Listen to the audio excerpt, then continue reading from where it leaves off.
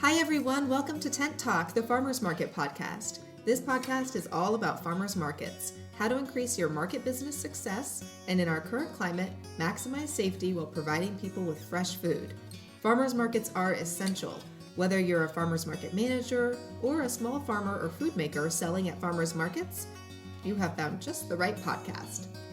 On today's episode of Tent Talk, we're going to chat with Alison Einerson of Urban Food Connections of Utah in Salt Lake City about a winter farmers market in a retail space. I'm one of your hosts, Bridget Myers. I've spent years as an on-site farmers market manager, and I'm the education coordinator at Farmers Market Pros. And I'm Kat Fields-White, Director of San Diego Markets, still an active Farmers Market Manager, founder of Farmers Market Pros, and host of the Farmers Market Pros Community and Intense, the Farmers Market Conference. And I'm Justine Marzoni-Mead, Tent Talk producer, Marketing Director for Farmers Market Pros, and Logistics Coordinator for Intense the Farmers Market Conference 2021, which I get to remind you again, is coming to you live online February 15th through 18th. Don't forget to take advantage of early bird pricing and register today. Woohoo! Well, welcome back to Tent Talk, everyone. Today we're chatting with Alison Einerson, Executive Director of Urban Food Connections of Utah. Right, said that right? Who oversees the downtown Salt Lake City farmers markets. In addition to the changes and challenges that all of us have faced in 2020, Alison and her organization have been dealing with finding a new location for their winter market, and they came up with a very clever approach. Welcome, Alison. Thank you for having me. Thank you for being here. We were actually referred to Alison by Regan Emmons, the Farmers Market Promotions Coordinator at Utah State University. Oh, wow. Pointed me that way. It said, we've got an interesting story here. Regan's been really excited about hearing a Utah person on Tent Talk. So go, Alison. Yeah, I don't think we've talked to somebody from Utah No, before. I don't think so. My hometown, kind of. That's right. I was born there. Your birthplace. My birthplace, I should That's say that. Just passing through. So, Alison, what was your background before you got into Urban Food Connections and started working with farmers markets? How'd you get there? Were you born in a farm family? Were you more of a community activist? What got you to this spot? Well, I was the executive director of an organization here called Local First Utah, and that really just supports all kinds of small independent businesses. And I left that job when I had my second baby, and then I got really, really bored, and I always planted I always plant a really big garden. And so one year I found myself with just way too many cucumbers. And I thought, my grandparents used to put up all kinds of food, right? So I called up my sister and said, tell me how to make bread and butter pickles. And so she did. And so that started me on a canning journey. I'm a bit of a nut. You know, I couldn't just learn how to do pickles. I had to take the Master Food Preserver course. Ooh. Oh, that's what Sarah Marshall is from Marshall's Hot Sauce. Oh, awesome. That's a big deal. Yeah. So I ended up becoming an instructor. I was teaching people how to can. And that led me to a relationship with the Downtown Alliance, which is our sort of founding organization. And I started teaching classes, and then the woman that I knew here asked me if I wanted to come and help her start a winter market, and that was 8 years ago.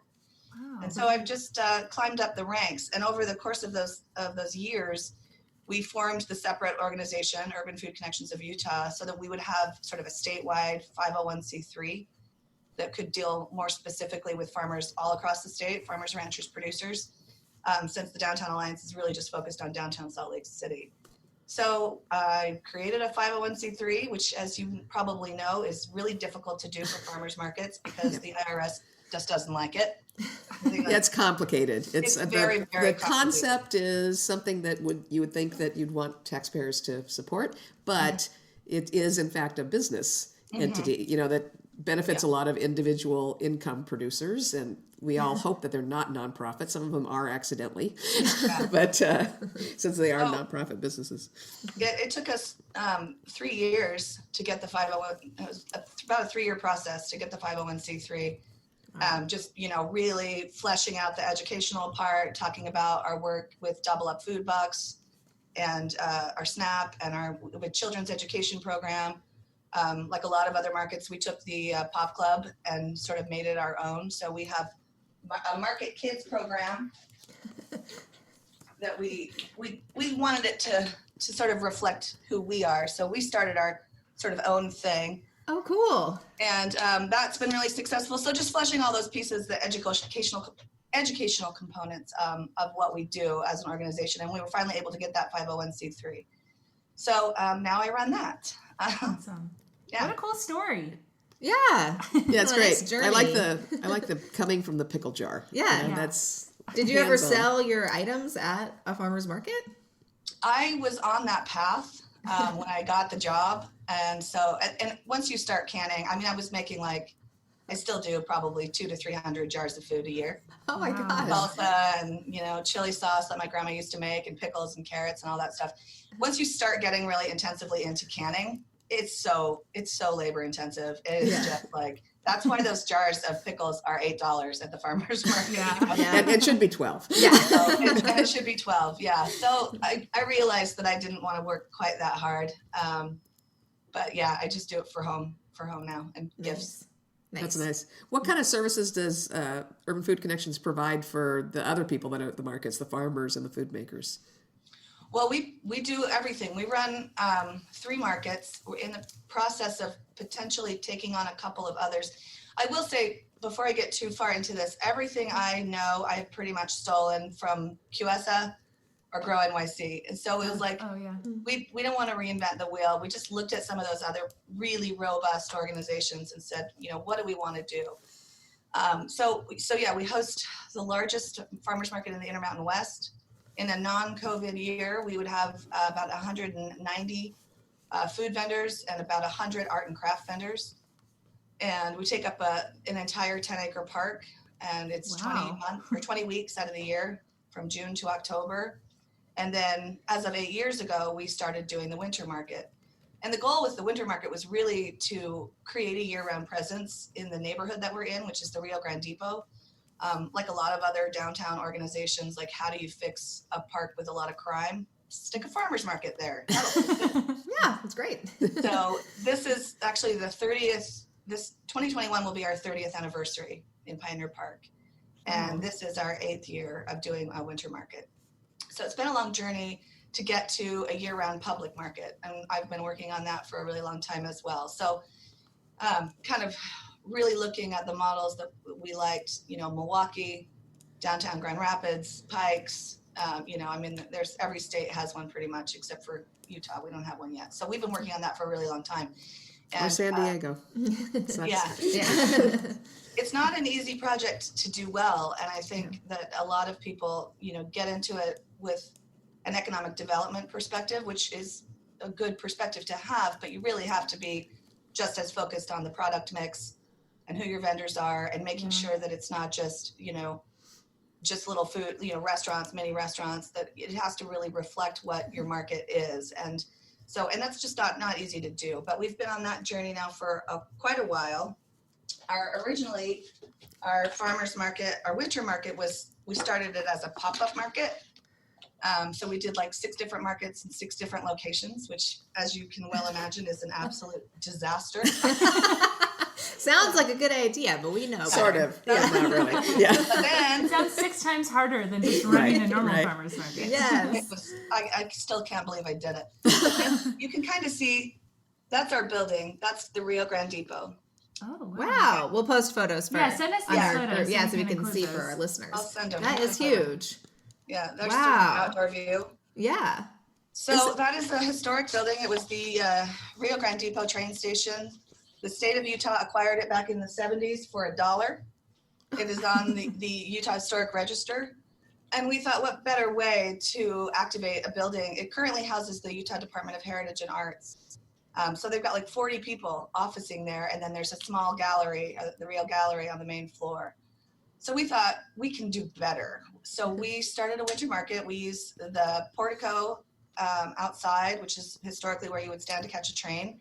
We had custom curtains made and a custom heating system designed. So we dropped the curtains, turned the heaters on, and then I'll show you in the picture so you can see that we used the upper level of the mezzanine for mostly packaged food, and then all the produce, ranchers, and everybody else is outside. So it's a really beautiful use of a really historic and beautiful building. Allison, is there still train service there? No. No, okay. So they rerouted the train stations directly behind to the west.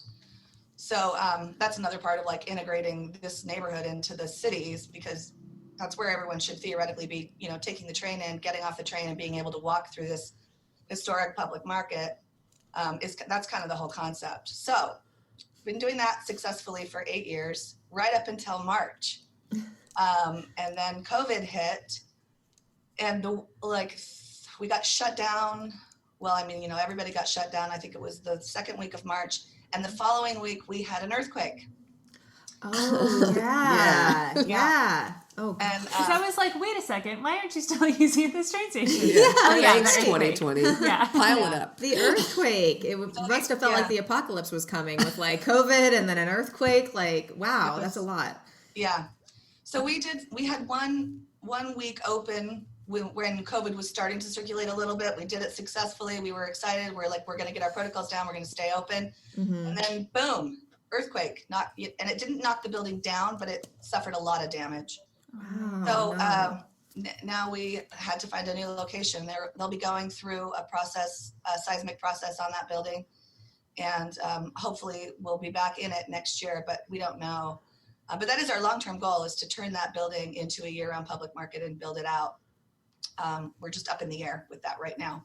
Yeah. So I don't want to brag, but I am the only farmers market manager that has been shut down by 2 natural disasters and a global pandemic. Brag What was your away. other natural disaster?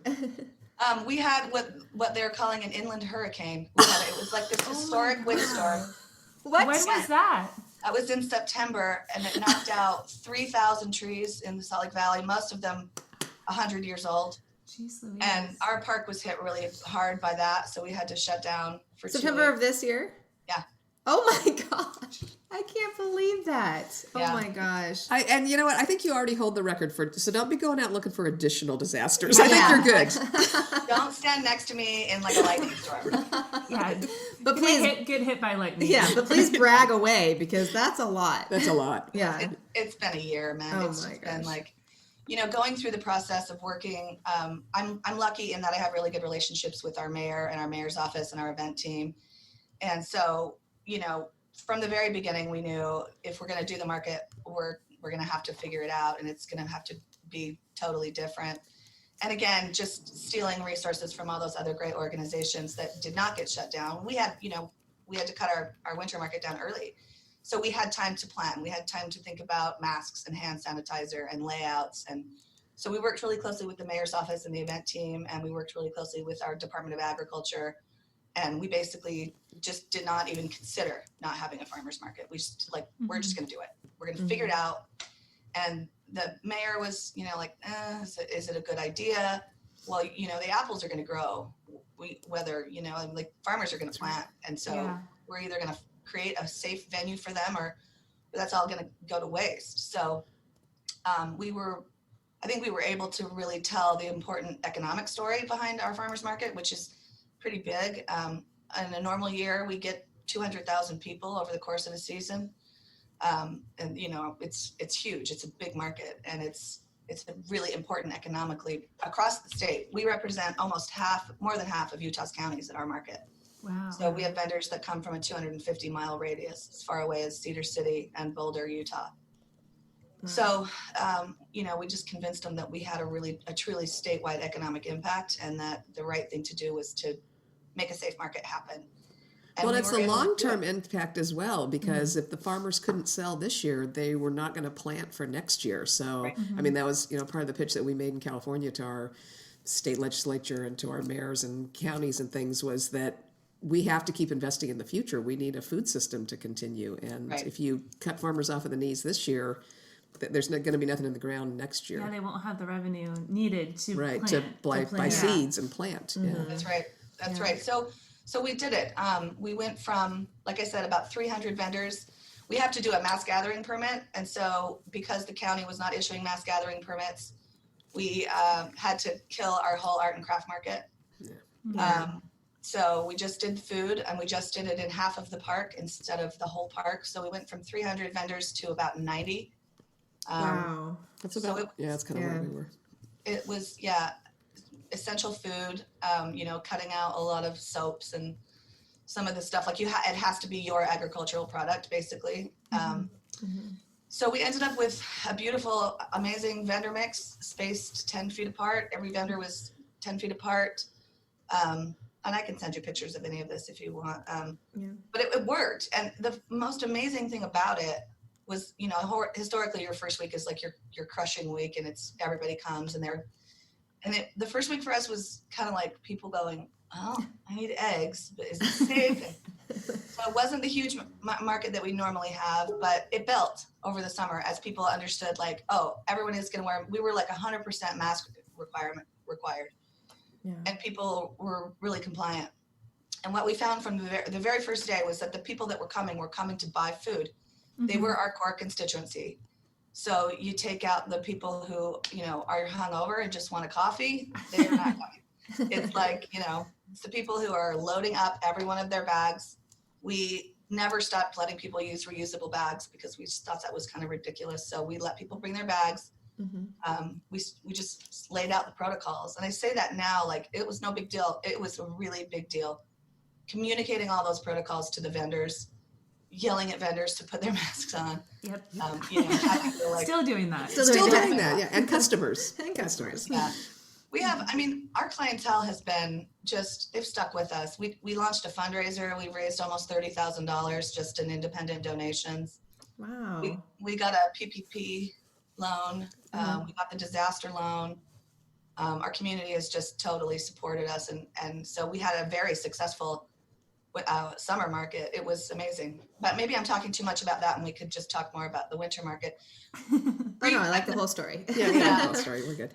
Yeah, it was really complicated and a horrible time, but we made it happen. And the feedback from the vendors was incredible. Many of the vendors did better this year financially than they did last year. Wow. Because people were so willing. And then you start having breakdowns in like the meat processing system, and everyone is like, well, we better go to the market and stock up from local people. So they knew that those resources were going to be there. And so we just made it happen. And so. Yeah, we've really heard that all over the country, that the markets that once they figured out their protocols, once they kind of nailed it down to essential food offerings, the volume of people hasn't been there, but the people who are there to shop. And there's other food supply chains that are broken right now. And so many of our farmers are doing better this year than they ever have before. So that was encouraging. It was hard on the artists and crafters because most of us haven't been able to host them, or not to any significant degree. But the farmers themselves, I feel like we've generated whole new customer bases this year that we haven't accessed before, people that are discovering local food and concerned about their grocery store shelves being empty, so they're coming to the farmers market, which they should have been doing all along, but this is a good opportunity to introduce them to that. Yeah, we'll take you now. I don't care how you got here, but we'll take you now. Yeah. Absolutely. No judgment. Yeah, no judgment. Come on in. Yeah, that's the other thing. It's like, we're the largest distributor of SNAP and Double Up by far of any market. And so once you saw people getting those PEBT cards, the pandemic EBT, our numbers were they're huge. And they're people that would never have ever considered ever having to go on food stamps. And they're humbled by it. And it's emotional. And we just tell them, you know what? I don't care how you got here. Here's your tokens. Go buy fresh produce, And it seemed, at least, towards the beginning of the pandemic, when unemployment wasn't coming through, the stimulus checks weren't coming through, EBT was one of the government programs that actually seemed to work and kind of help people out pretty quickly. So we saw a huge spike in EBT usage at our markets right at the beginning. And again, then recently. Yeah. So there's been a lot. And when you say that a lot of those people are people that never thought they'd be on food stamps, I'm hoping that one of those silver linings this year is that those folks become more empathetic to people that have struggled for longer, for other reasons, non-COVID reasons. And so hopefully all of our society is learning a little bit about what it takes to scrape by sometimes in situations that you can't always control, and that you're just trying to do your best to get through. Yeah. I hope that's true. I really do. It's been a year. So anyway, so jump to, so we go through from June to October in the park, and then we normally go second Saturday in November, we start our winter market. So we knew we had to find a new location. we had to completely design a new market. We had to see if the vendors were going to be into it. And so we did. And we have a mall here called the Gateway. And it used to be a very big, popular mall. It was finished right at the time when we hosted the Olympics. And then they built a new mall. And you know what happens as a veteran of retail, when you build one mall, another mall has to die. Yeah. We have like 5 here. We have like 5 that are dead just, like, malls here. dangling A lot of by dead a malls. thread. Yeah. So a few years ago, a company came in and bought that mall and refocused its mission. They have a lot of tech companies that are taking up the retail space, and they're focusing on small local retail entertainment. They've got it's restaurants, it's an entertainment district is what they're trying to create. Well, here we are in COVID land and all those entertainment venues are shut down. So we find ourselves with another empty mall, and we have a good relationship with the Gateway. We called them up and said, can we have some space? And they said, absolutely. That's great. So yeah, we're in sort of a big industrial space that used to be 3 retail spaces. So it's quite large. I think it's 20,000 square feet. We normally have 65 vendors. We only had the space with social distancing to put about 50, I think like 55 in the space that we're in. And it's just big and industrial. We had new MERV 13 filtration put in to the building. Oh, wow. Even though it was 36 degrees on Saturday, we had the doors all open. We just keep the doors open. So like 4 sets of doors. So the filtration is there, the airflow is there, and the customers are there. And you know, That's what I was wondering, is how the customers reacted to this.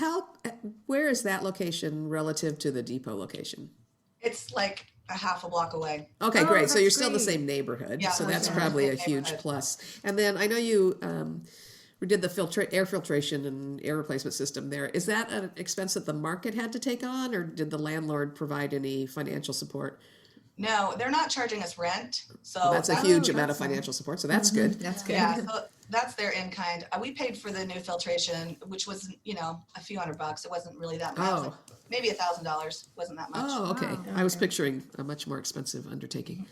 Great. That's great. So- And with negotiating that space, was it just kind of like they were stoked to have you, or was there any concern about liability of like COVID exposure? Or we talked to a market manager a couple weeks ago about hosting a winter market indoors, and there was kind of some finagling of making sure that everything was safe before the lease was signed. So was that just, how was that experience getting that space? They were very psyched to have us. Okay. Nice. They need activity, Yeah. I mean, it's what anybody's they can get there, they're happy about. I do have a liability policy. I do have have that in place. But the argument really is like, why would you host a farmer's market? Well, if a grocery store is open, a farmer's market should be open. Yeah. If That's what Lowe's we've been and Home saying. Depot can be open, if Walmart can be open, Right. you can be open. Costco. Yeah. Or Costco, yeah. And so it was really just about making sure that we were rock solid on, hand sanitizing, masks, enforcing the masks, and then making sure that the layout was such that you have plenty of room to space people out and to stay 6 feet away from each other, which it's a big space. So you do. And, the COVID research is really showing that the retail environments are not really where this is spreading. So once you kind of convince people of that, then they've been coming, and sales have been really good. Sales good. our opening day for this year for Winter Market was higher than last year. Wow. That's great. That's incredible. So logistically, being in a mall, are there any challenges for the vendors and farmers, especially at your usual market? Do you have a place where farmers can pull in trucks? Or are they downloading and yeah. kind of carrying stuff in? And what's the difference between that and this mall type location? It was a challenge for sure because I had a big open back portico and 2 parking lots. So my meat trucks, produce trucks could just back right up and then load into a booth space. So what we had to do here was there's like 8 parking spaces in front of the retail space. And we just said we need all of those. So I've got, 3 meat trucks in front, a refrigerator truck for my mushroom guy, and all the other produce vendors are just loading out of bins for the most part. But the vendors and farmers reacted pretty positively. Were they? Oh yeah. Yeah. Happy to be there. I mean, they're psyched to be there. I've Yeah. got one vendor who is a produce vendor, and they are still outside despite the snow. I had 3 vendors outside in the very beginning, My big Parker Farms, he's got a big flatbed truck and, 42,000 pounds of squash. And so I parked him there. He's done for the season, but my one remaining outside vendor is still hanging in there. Wow. I need a picture of that so I can show to our vendors when they say it's too cold and when it's 60 degrees here. Well, and she's 8 months pregnant. Oh my goodness. Yeah, Definitely. She's a They're badass. tougher Knows out how there to- in Utah. A little tougher out there for sure. Oh man. Yeah, That's I'll send you amazing. a picture of Bug Farms. She's hanging in there. But everyone is psyched. Everyone is just happy to be able to sell their eggs and their honey and the rest of the produce. And I've got a couple of greenhouse growers and I've got a couple of microgreen growers. So the produce has been incredible. Yeah. And then does your winter season go all the way through to the spring and pick up with the spring market? So there's no gap, or does There's that a little bit of a gap. We go from November to April, the third week in April, and then we take those weeks off to plan for summer. The goal is to have a market, year round, but you just have to give the vendors a break. You have to give the farmers a break to plant and get ready. And right? Ours don't Don't get tell our any vendors. breaks at No all. breaks.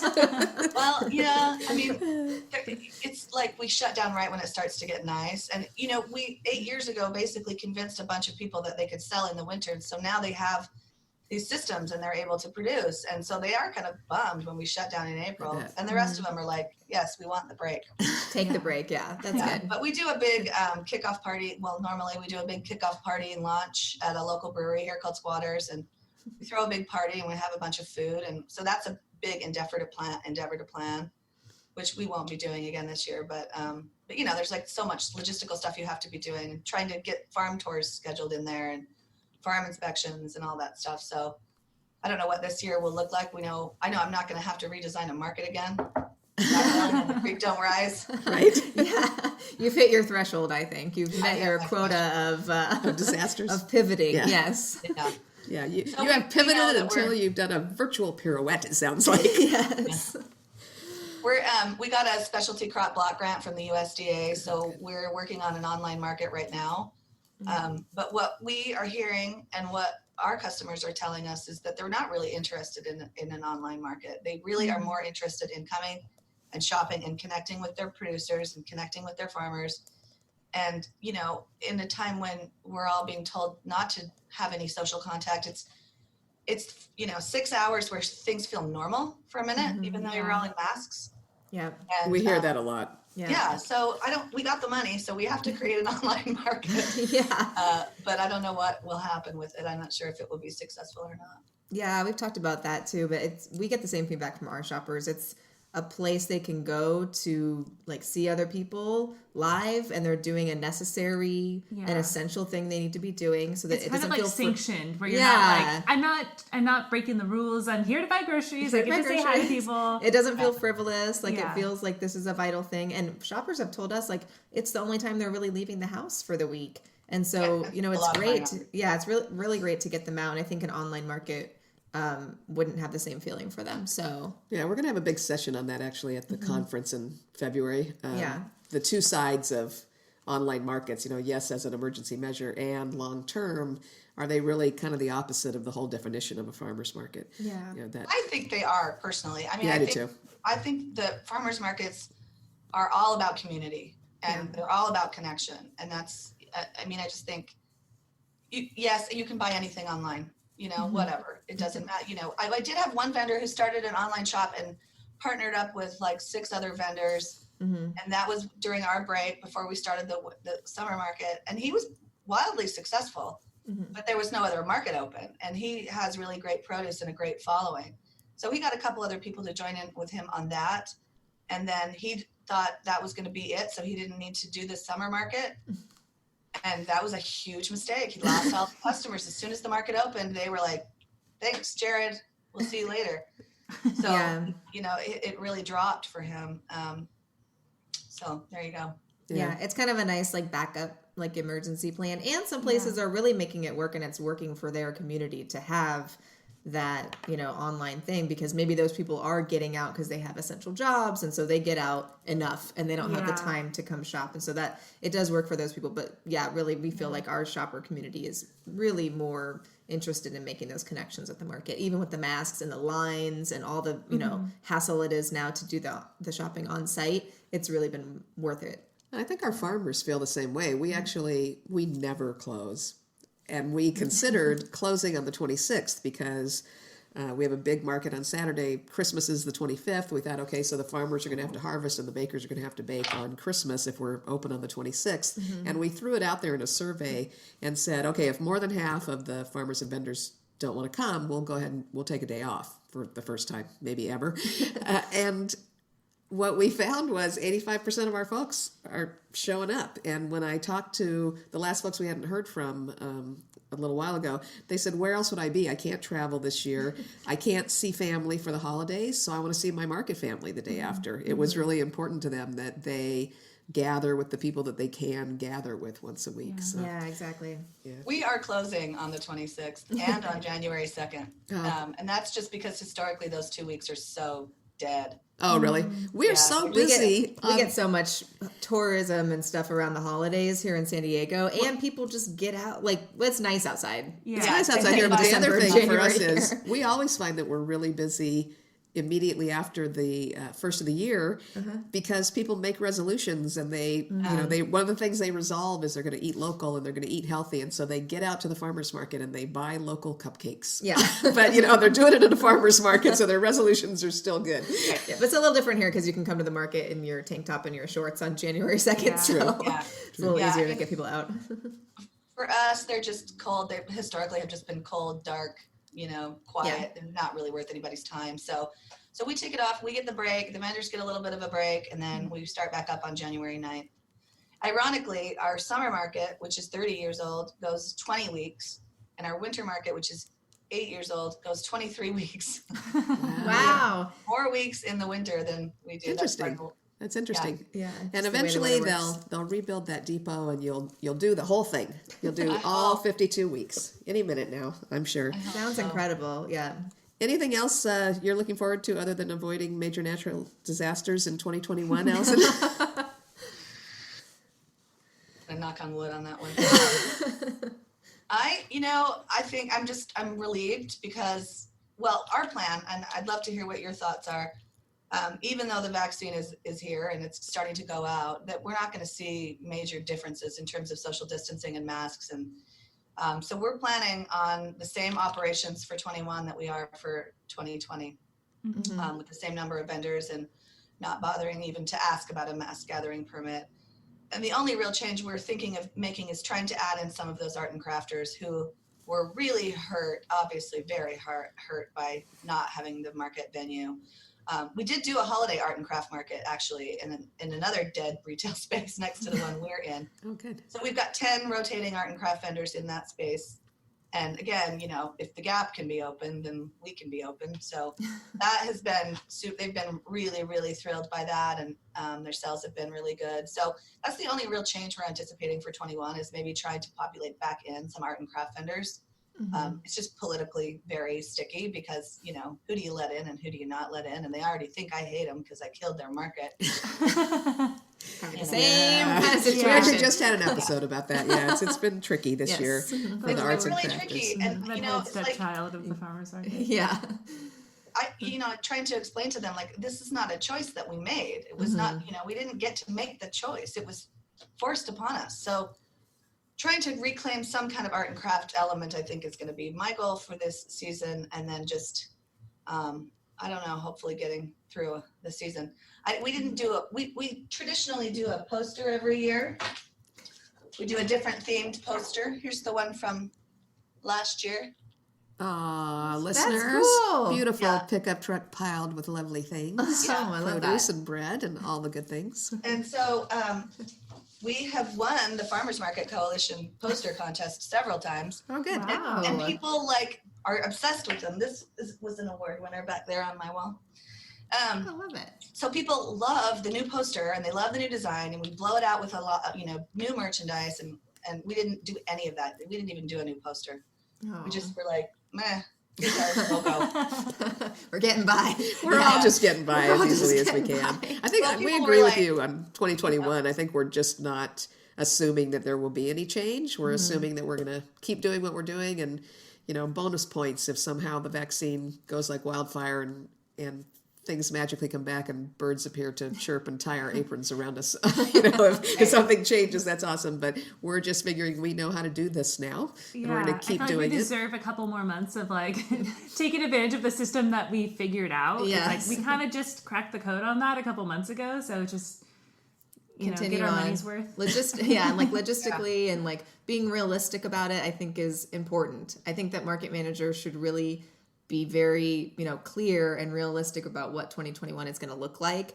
I don't think it's going to go back to pre-COVID market style, for most of the year. And we need to just, continue on with what we've been doing and keep those same protocols in place and keep everybody kind of positive about it and making it work and talking about these stories where farmers and vendors are doing really high sales and the customers are really grateful and that it is working. And so let's just continue that and keep everybody safe as possible. Yeah, that's the only other change I'm gonna do is I'm gonna do a new poster, and I'm gonna do new merch. There we The go. merchandise sales were actually Those are really great good. goals. Yeah. No, people, and I feel like people do like the merchandise and they do, they like to see, those extra fun things. And it's just like, we haven't had time for that kind of stuff so far, but bringing that back will be nice. And so I'm looking forward to seeing your poster for next year. That's right. I think that it was kind of like, why didn't you guys do a new poster this year? And I was like, does anybody really want to remember this? Or like, do we want to commemorate this on a poster? No. Yeah. No. In We're the, gonna year, ignore in the it. years to come, people will be looking at the archives of your poster and be like, all right, 2019, 2021. Wait a second, what happened? We're missing a year. And you're just like, don't. We're bring it ignoring up. Don't it. talk We're about ignoring it. I know. We're trying to figure out, we do a new t-shirt and things each year, and we're trying to figure out how to go with that, because we're looking at all these t-shirts that we did at the beginning of last year that say things like turning the corner in 2020 and 2020 vision at the Wednesday market. And we were trying to remember the other day, what was it that we were so excited to leave behind in 2019? Because 2019 looks pretty good now It from was this fine. from this It was angle. fine. It was great. It was great. I loved it. I loved it so much. Yeah, so I don't know. 2021 hindsight? I don't know where we're going with it, but yeah, something new. I don't Maybe either. just stop including the dates on the t-shirt. Maybe, we'll just overlook dates for a little while. I think that's the key. Yeah, so we're gonna do merch. We're gonna not be, as anxiety ridden as we have been.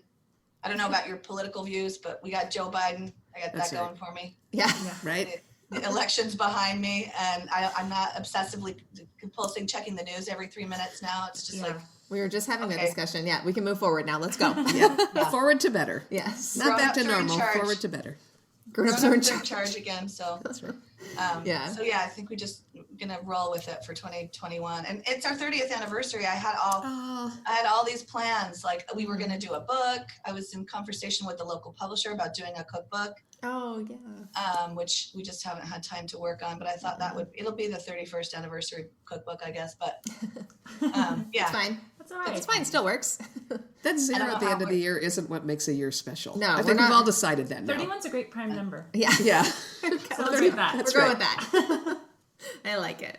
that's a good idea. I'm Awesome. gonna write that down. Anyway, yeah. So I mean, we're just gonna get through the winter and hopefully look forward to summer and hopefully keep our operations open. I'm in the office, as you can see, but almost everybody else from our organizations are working from home, so that's still a challenge. And when we're public facing every Saturday, it's hard. It gives you some anxiety. Like, am I gonna catch it being out in public and being around people all the time? But so far, so good. Yeah. We feel that. Yeah, that's what we do feel like farmers markets are safe places to be because we have, a fair amount of staff out there that's been out there this whole time, and knock on wood again, we haven't had any staffers have any issues with catching COVID or anything like that. So But we have been hardcore about masking Yeah. from the beginning, about making the shoppers mask. And we're always masking. Our staff is masked. Our staff is washing our hands and stuff. So we feel like there is a way to avoid it. Mostly For the most so. part, Yeah. yeah. So it seems like a safe place to work. So well, I'm looking forward to when we can travel again. Yeah. And one of the places going back on my list is going to be Salt Lake, so we can come see your market because it Yeah. sounds wonderful. I had one of the Yes. best meals of my whole life in the depot. 30 some years ago when there was a restaurant there. So looking forward to getting back. That's the Rio Grande Cafe. Yeah. Are they still there? No, because the building is still shut down. And now they're the people that bought the brand are moving it. So because of the historical designation of the building, it has to remain a cafe. And so the Rio Grande Mexican Cafe will go somewhere else. But I'm really hoping to find a really good farm-to-table chef concept and to revamp that restaurant and really, utilize the products and the produce and stuff that we have. And that's great. We tried to have that conversation with them, and they were like, no, just, silver lining. Some of these things are just playing out the way they need to go. Yeah. Maybe I'll finally get my farm-to-table diner. That's right. There You will. go. I have confidence. That's what we can look forward to. I'll come back to my birthplace and visit. That's right. There you go. Excellent. All right. Well, thank you so much for your time today, Alison. This has been such a great conversation. I love to hear everybody's stories and what they've been doing and all the resilience. And although I do not hope we talk to anyone else who has been through as much as you have been through. Too many disasters. So many disasters. We will definitely keep in touch in 2021. So thanks so much. You are welcome. It's been my pleasure. Yep. All right. We'll talk to you sooner than later. Okay. Bye. Bye. Wow, that was such a great conversation. We are deep in planning for 2021 ourselves right now, working on a Market Manager 101 course to go with our Vendor 101 program. Yeah, and I'm so excited for that. People ask us for it all the time. And I'm like, let's get that online. We're going to do Constantly. it. We're doing it. We're doing it. And also, we are finalizing speakers and content for Intense the Farmers Market Conference 2021, which we're so excited about. So if you have an idea to present, get that to us quickly. We want to... You're a little bit past the deadline now, but as we nail down those last little open spaces, if you get a good one in, wiggle you right in. That's right. So get that in. The best way to find all that information is just go to farmersmarketpros.com. And if you go to the 2021 conference page, there's a little area where you can submit an RFP. So get that proposal in now. We'd love to hear your ideas. And even if you don't want to present, if you just have a cool idea for something, let us know and maybe we can work that in. So also, one more time, register for the conference. Early bird pricing is still available. So get that in one more business write-off for the end of 2021 or 2020, or if you find a little stowaway of budget somewhere, register for the conference. That's right. If you find a stowaway budget, bring your whole market. Yeah. Get one of those big tent packages and bring the whole gang. We can kick off the year right. Yeah. Let's do it. Farmers markets are all about community, and all of us, operators, farmers, and vendors, keep learning. We offer a variety of ways to do that. Learn what's happening at markets in other parts of the country and share what's happening in your area in terrific conversations over in our private Facebook group, the Farmers Market Pros Community. Find us there, answer the 3 qualifying questions, and join the group. If you're just getting ready to launch your farmers market business, increase your chances of success by taking Vendor 101, now online and available for aspiring vendors throughout the U.S. Find it at farmersmarketpros.com.